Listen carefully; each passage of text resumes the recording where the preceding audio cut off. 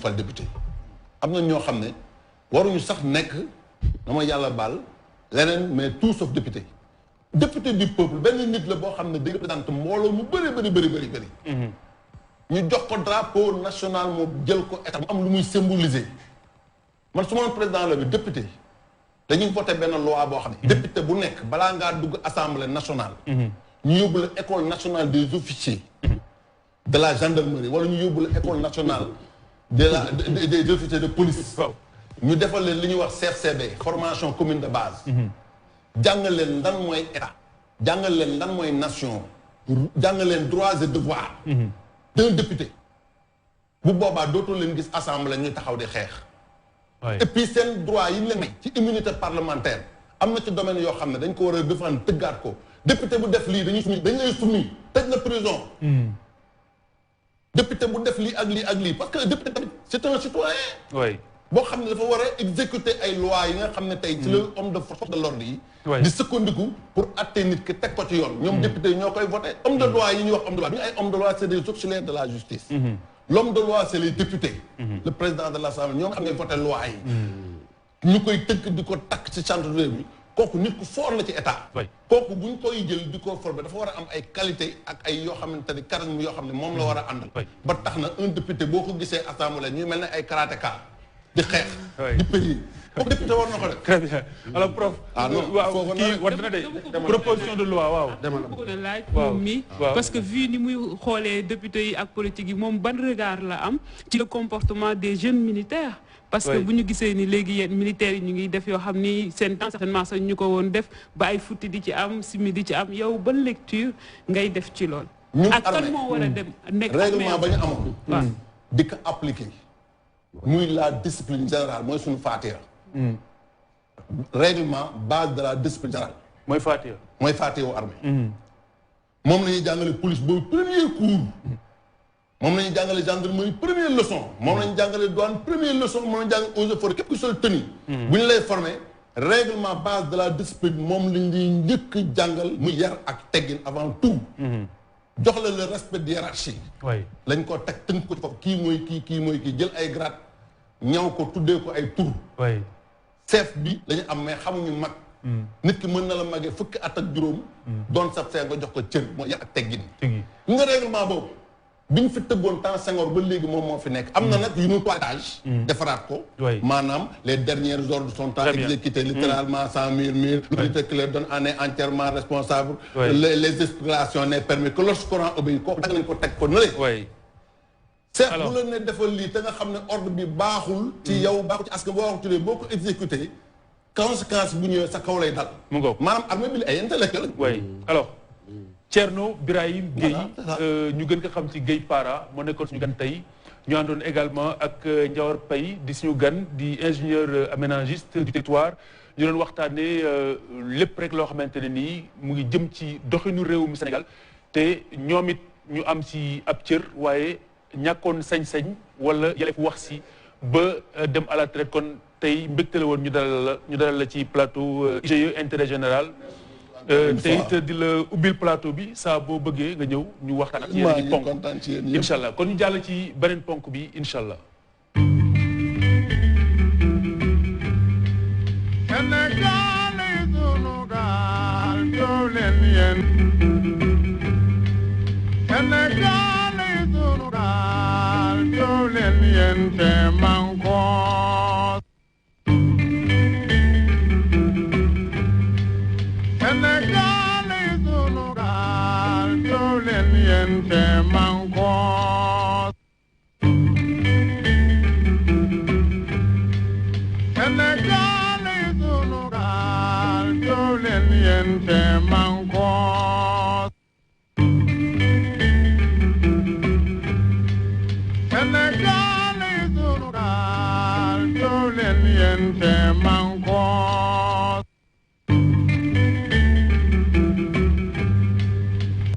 kaddu askan wi tey ñu ngi ànd ak Mor Diop mooy suñu citoyen invité Mor Diop mooy secrétaire général bu syndicat national auxiliaire de transport du Sénégal secrétaire général adjoint bu UDTS Union démocratique des Sénégalais des travailleurs du Sénégal asalaamaaleykum Mor.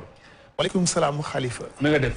maa ngi sant. alors ñu ngi lay dalal ci IGE si système askan wi ni ñu ko baaxoo. képp koo xamante ne ni juddub réew mi nga am lu la tiis am lu la naqari yaakaar nga ni am nga injustice bu dal sa kaw am nga droit ñëw toog fii wax ko ñi ko war a dégg ko kon Mor la mooy sa jotaay tey. waaw sama jotaay tey mooy dañu dund lu tiis dund lu metti dund injustice lu tax ñu wax loolu mooy dafa am lu ñuy wax licenciement arbitraire abusif et taillé même sur mesure ba may dugg ci loolu dama bëgg rek nga may ma tuuti ma leeral ci diggante Necotrans ak Bolloré parce que ñi nga xamante ni nekk dans le domaine maritime loolu leer na seen bopp ndax yàgg a dégg Necotrans xam ne principal concurrent la bu Bolloré en 2017 dans le cadre d'un redressement judiciaire ci tribunal de commerce bu Paris Bolloré ak yeneen postulant yu bëggoon a racheter Necotrans Bolloré groupe ci biir Paris tribunal bi mu racheter Necotrans bu Sénégal am na yeneen Necotrans yeneen dëkk parce que Necotrans nekk na 39 pays majoritairement en Afrique léegi bi ñu ko racheté mu racheté ko à 100%. léegi tënkal historique bi parce que sinon doo am suffisamment temps pour wax seen problème dëggantaan. dëgg la foofu laa koy tënk rek. waay te ku jënd entreprise da ngay jënd passif ak actif. waay bi loolu amee août 2017 ñu ne 37 mois après. ñu dugg ci octobre 2020 bi ñu commencé di wax ne dañuy def. plan de liquidation pour brandir motif économique te motif économique boobu ñuy brandir ñun def nañu lu toll ak juróom-ñetti réunion biir direction générale Bolloré dañu musse balayer d'un seul revers de la main motif boobu ñu brandir parce que motif bi dafa nekkul ñu dañ ko dàq. la mooy injustice bi. injustice bi mooy dañ dàq 57 père ak mère de famille lañ dàq ci seen liggéey amuñu woon ay contrat CDD ay contrat CDI lañu am. am ñoo xam ne depuis 1999 lañ tàmmaloon liggéey ca benn même entreprise yoo xam ne Necotrans waa Bolloré ñoo leen fa dàq. ban motif. motif bi ñu wax mooy licenciement pour motif économique ce qui veut dire que loolu dafa am lu ñuy wax cadre juridique loi bi daf ko encadré. pour nga mën a dàq nit ki ci motif économique da ngay obéir à des règles et des critères bi si njëkk moo di fekkee motif économique dañuy def roulement ñi liggéey semaine ñeneen liggéey beneen semaine loolu amul benn yoon ba tey fi ñu toll nii amul boo gënee ci roulement bi dañuy def réduction des heures supplémentaires boo fa jugee nga def chômage partiel ba loolu bu si benn amul saafara ñu soog a def réduction des heures normales ba tey ji loolu dara amul si donc dañ leen taxañ dàq leen. dañ leen a taxañ dàq leen te dàq bi dafa am ñu ñu ciblé parce que dàq dañ si yéene même dugal si pour loo xam ne 57 pères ak mères de famille pour xam ne 62 la 57 boo si joolee 5 62 lay nekk. yeneen 5 ay délégués du personnel lañ te ku ne xam nañ délégués du personnel ils ont un mandat yoon moo leen protéger ñoom tey entamé nañ la procédure au niveau de l'inspection du travail pour ñu mën a utiliser pour ñu dàq leen te ñi ñuy dàq. Necotrans fukki délégué la am. waay juróomi délégué yi ñu ciblé mooy délégué yoo xamante ne bu demee réunion direction ñoom ñoo defaan travail ngir bañ ñu dàq leen. très bien léegi balaa ñuy ñëw réaction nga wax ñu juste lan mooy seen liggéey exactement pour seen nga xamul. liggéey bi mooy liggéey bu jëm ci wàllu port. li wax manutention di ko wax shipping. li gën a nag indi yëf yi moo ñu dañ jàpp ne dafa am benn forme de pression bu Bolloré teg ndaxte Bolloré dafa ñàkk oil gaz bi la ñàkk te président de la République Macky Sall dafa ne content local mooy pétrole bi ak gaz bi pour sénégalais ñoo ko war a liggéey préférence nationale. le contenu local waay. merci beaucoup contenu local bu ñëwee nag léegi li Bolloré yoroon ci ndir ñoo ko trans dindi ko ñoom ci lañ commencé indi jafe-jafe yi. kon pour des chantage.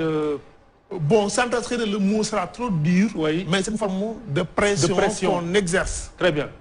Prof, réaction. li ciy tiis man fi guleet xaalis. loolu xaw a doy waar. du fi guleet ñaata nga fi dal ay nit ñoo xam ne. mu mel ni mooy li mu doon wax rek. très souvent dama koy waxaat encore bu fekkee ñi ñu ko seqal waa bitim réew bi la. donc comprendre sax. benn laxisme benn légèreté bi maanaam li ñu leen di bàyyi leen seetaan. ñaata ay liggéeykat la fi dalal wax ji yëpp benn la. man na damaa yeewu ñu dàq ma. amul benn motif économique maanaam nekkoo en faillite nekkoo en crise xaalis baa ngi dugg la nga doon am démb yaa ngi koy am tey nga obéir à des logiques strictement personnelles ñii nga xam ne ñoom ñooy démi réew mi di fi yeewoo mu mel ni ñoom amuñ nguur mu mel ni ñoom amuñ justice amuñ dara daalu lañ aar dañ leen bàyyi à la merci du bon vouloir capitaliste bi dañu bàyyi moo wax bi nga xam ne moom moo investir te nga xam ne ay intérêt am donc moo ko sàmm man loolu moom ma ciy sama tiis parce que Necotrans wax dëgg yàlla daloon nañu ci ay anam yeneen mais buñ toogaatee ba 5 ans après ñu ñëwaat même problème bi di posé wu ça veut dire que c'est un problème de fond ñoom du ñoom rek ñoom ñoo ko mën a régler dañoo nekk ci ab réew mu am ay loi am ay kuréel yoo xam ne waruñ leen woon a seetaan ñoom parce que kenn mënta signaloo di CDI nga yeewu comme ni mu ko waxee amul benn raison boo xam ne mën nga koo teg boo xam ne lii moom moo tax ma koy dàq sa cooba rek ngay yëkkati ko dàq mu mel ni kooku dara da ko ci fekk wala dafa war a dàq ci réew mi parce que encore une fois man bu ma xëyee gis ko ci presse bi dama fàttaliku ma ne mais ñii ñu ngi leen dalaloon mot na juróomi at les mêmes motifs aujourd'hui encore ñu ne am na 62 yu ñu ci war a dàqaat est-ce que réew mi dañuy bàyyi liggéeykat yi boo di leen ki nga xam ne moo leen di liggéey loolu di ko def lu la neex bu faw man loolu moom xaw a jaaxal moom jëm ci réew mi wax dëgg yàlla ñu protéger davantage rek doomu réew bi et que ñoom it seen i liggéey seen i xeex bu ngeen ko sumbee ngeen bañ mel ni bu ngeen demee ñu jox leen juróom rek ngeen toog noppi parce que je pense que yooyu mooy tax affaire bi di ñëwaat comme bu ngeen sumbee xeex bi ngeen mën a dem jusqu'au bout ba am ce que vous voulez mais également ci këyit ak ci fànn yu leer ndaxte aussi travailleurs yooyu foog ñu xam seen i droit yéen itam ngeen xam li ngeen di réclamer en réalité est-ce que loolu c'est possible est-ce que entreprise bii di wax tey motif économique même si parfois des fois dañuy wax ni ñi investir à l'extérieur du pays ñu nekk bitim réew ñëw Sénégal la ñuy gën a privilégié parce que maa ngi fi doon dégg sax même li ñu leen duree yenn appartement yi du bokk par rapport ak sénégalais bi dëkk ci biim réew mais yéen bu ngeen xamee seen droit rek te bu ngeen sumbee xeex bi ngeen dem ba ca biir di bañ bu ngeen demee ci négociation yi wala bu leen président woowee jox leen juróomi dërëm alors que 100 francs ngeen doon wër rek ngeen toog parce que bu ngeen toogee loolooy tax quelques années après ça va vous rattraper donc on vous encourage maa ngi doon waxtaan ak moom sànq parce que moom def na tuuti syndicat tamit à la sortie jusqu'à sa dissolution dama ne travailleur bi ak employeur am li ko lié c'est le code du travail règle yooyu moo régir les rapports entre le travail et l'employeur ak la convention interprofessionnelle donc dans ce cadre là am nga ay pouvoir suffisamment fort yoo xam ne si ngeen war a sukkandiku ba su ko employeur bi jagate am na inspection du travail am na tribunal du travail mais aussi am na lutte rapport de force dañ koy créer ci entreprise yi entreprise syndicat da ngay nekk force bu proposition mais da ngay nekk aussi force capable de créer un rapport de force pour say droit kenn du ko jël droit loolu kenn mënu ko jël ci nit violer ko surtout encore dans un pays comme le Sénégal. Très bien. Bu ñu leen seetaan la. nga ne kenn mënu ko violer dans un pays comme le Sénégal. non c'est le cas. kenn mënu ko violer laa wax. kenn waru ko violer kenn waru ko mais ñu ngi koy violer. kenn waru ko violer. ñu ngi koy violer. c'est pas question kenn mënu ko mais ñu ngi koy violer dans la réalité. parce que dañu recevoir ay 1000 cas yu mel nii. ñoo xam ne tegoo ko fenn du ci yoon du ci comme du ci lenn. lu dul sa coobare ak sa intérêt boobu nga dàq travailleur. mu dangi tribunal inspection du travail. lire par cœur réciter tous les articles sous-articles du code du travail te du mujj fenn. merci professeur kon principe généraux yi moom du ñu yóbbu fenn li am ci terrain bi la je dis que faites-vous entendre. xeex leen créer leen un rapport de force benn Sénégalais mënul ànd ci benn nit koo xam ne doo Sénégalais ñëw di noot doomu Sénégal kenn mënu si ànd. très bien yéen ci seen biir est-ce que comme li wax junj léegi est-ce que yéen ngi ànd wax d'une seule voix pour aboutir si li Ndiawar wax maanaam ngeen créer rapport de force ba mën a défendre seen ay droits. waaw ñoo ngi wax d'une seule voix rapport de force am na. direction Bolloré ñoo ne kenn musu leen tenir pendant 4 mois Bolloré du ay caaxaan empire la. li ñu tuuti nekk xale. loolu tenir pendant 4 mois depuis le 16 je dis bien le vendredi 16 octobre 2020. oui ba tey yaa ngi ci mois de février 2021. 4 mois d'affilée consécutifs ñu tenir leen. fu nekk dem na lu ne def nañ ko mënuñu def dañu mujj def ce qu'on appelle le forcing. maanaam mu neex la mu naqare dama lay dàq yóbbu ma ci yoon. foofu lañ mujj àgg ak ñoom parce que tey jii négociation ak décision yu mel ni musul am 112 lañ yéen ñëpp yéen doon suivre l'actualité. ñun dañoo xeex ñafe ba 50 des na ci entreprise bi. mais ñooñu dañoo topp xamuñ ci luñ topp parce que ëllëg si mu leen ciblé dàq leen. beneen bi topp mooy fekkente ne xam sunu àq ak sunu yelleef ci loolu la ñuy dox moo tax bi Bolloré violé décret 2009 1411 du 23 décembre 2009. fixant les modalités du bilan social lañ ko wax. bilan social ba tey jii nu ngi ko joxee xam nga tax du ko joxe. su ko joxee tey jii li muy avancé comme motif ñu dañ koy démentir. par toute pièce ku xam ne bilan social c'est l'entreprise en miniature. Est-ce que vous avez le sentiment que autorité sénégalaise dañ leen seetaan. dañu seetaan. fan ngeen dem lan ngeen def. dem dafa sori. nous sommes des légalistes. nous sommes formels. nous leur avons saisi à travers des correspondances et des décharges. bu si njëkk mooy notre ministre tutelle mooy Samba Sy. nous l'avons saisi ba tey ngaangul waxu suñu si jëm. Depuis quand ngeen ko saisir. ñoo ko saisir il y a de cela 3 semaines voire 4 semaines. li ñu gën a métti mooy le haut conseil du dialogue social moo ñu gën a métti ci lépp lu tax ñu métti ñi moo di au-delà même du cadre juridique et tout tension mel ni problème mel ni amee. ñu waroon toog sa bay bind au conseil du dialogue social. la présidente waroon woo wax ak ñun bind nañ ko. les collègues dem nañ fa 2 3 reprises ñuy wax ay waxu ay coronavirus la ñuy wax coronavirus fépp la mais ñoom ñoo ngi dem ay séminaire dem ay colloque dem ay formation soo déggee seen biir site da nga mu takk maskam di wax kon moom mu ñoo ngi bougé kon nañu wax leen na dégg nous avons même saisi on a même écrit Vincent Bolloré ci boppam nous l'avons écrit bind nañ Cyril le fils qui nga xam ne l'actuel PDG pour trouver une solution à l'amiable mais dañu bàyyi ak waa Dakar. Même Racine Sy étant le PDG, nous l'avons saisi. Mais en vain. Très bien. Yan incidence la loolu am ci pour yow personnellement sa beneen collègue personnellement. incidence yi ma am dafa rëy tey jii nga permettre ma mais ku ñu dàq depuis le 28. jeudi 28 janvier ba tey jii kenn jox le certificat de travail ba ce matin j'ai vérifié ba bi may ñëw fii. seen indemnité de licenciement ba tey gun ko. loolu ci ban réew lañ nekk loolu fan lañ ko teg. xam nga la mos gën a métti. dañu bind l'ensemble des banques sœurs yi travaillent domicilié woon seen salaire wax leen ne ñii à partir du 25 janvier dootuñu bokk ci personnel bi. yenn banques yi du ñëpp yenn banques yi. gelé bloqué seen mënatuñu am dara foofu. kon actuellement banques yi bloqué nañ leen. yenn banques yi. dañ leen bloqué même seen salaire dañ ko bloqué. te loolu du yoon parce que. Il y a une part saisissable, une part qui n'est pas du tout saisissable. Tout à fait. Instant bi moom dafa rëy parce que tey jii am na kër yu commencé yëngatu. am ñoo dañoo am ay engagement parce que ku dem ba am contrat CDI. Au-delà de tout cela. mais ordonnance bi 04 2020. professeur xam na ko bu baax. bi Macky Sall defoon ne en cas de pandémie. bu kenn dàq benn travail bu dul def faute lourde wala faute grave. Très bien. mais ku def faute lourde wala faute grave. da lay jox demande d'explication nga expliqué wu y a pas eu cela. Très bien. kon la mu fi am licenciement abusif. boole dafa am doole. def lu ko neex ñu koy seetaan ci dëkk bi.